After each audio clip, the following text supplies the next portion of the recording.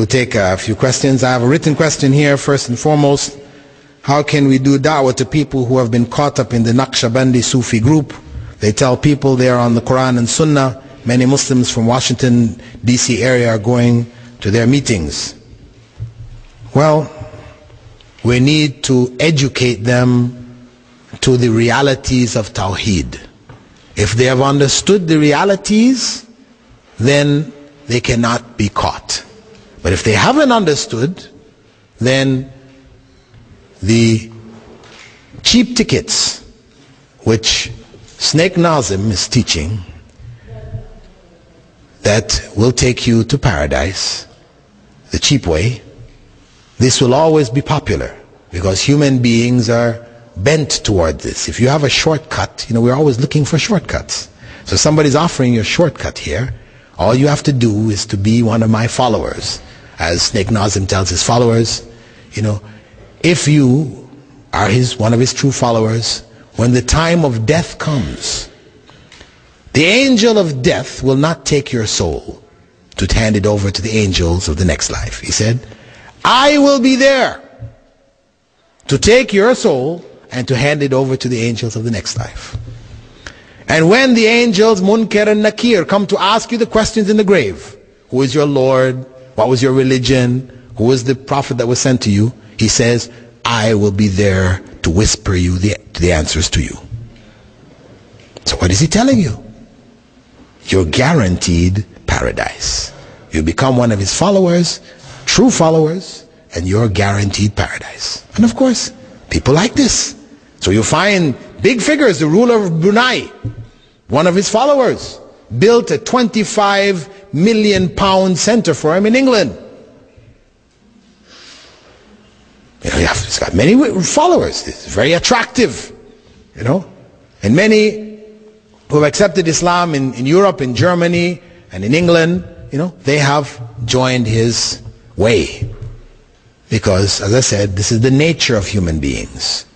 Just as in the past, when the Roman Catholic Pope used to prepare what were called the papal indulgences, which was a certificate stating the bearer of this certificate has a place in paradise. You pay some money, he puts your name on the certificate, puts his stamp, and you walk away. Right? This was done for hundreds of years. This is one of the things which Martin Luther protested against. Tickets to paradise.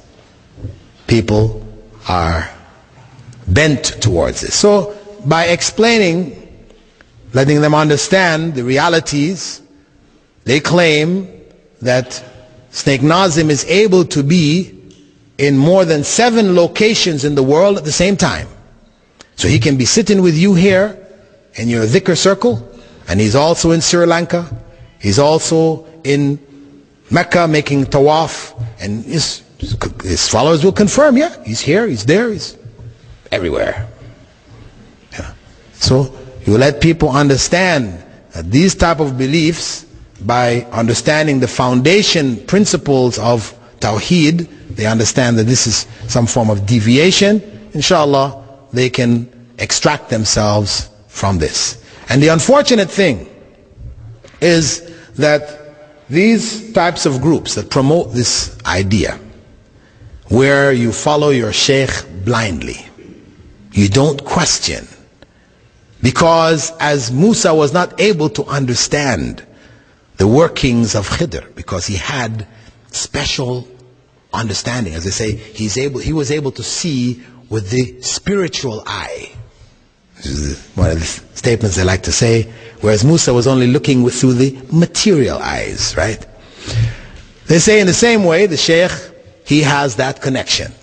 Meaning that if you see the sheikh go down to the local liquor store and he buys himself a bottle of Johnny Walker, he comes back, he pours a glass and he drinks it, don't think that he's drinking alcohol. It may appear that way to you, but no. There is another explanation, a deeper explanation, and they will give it for you.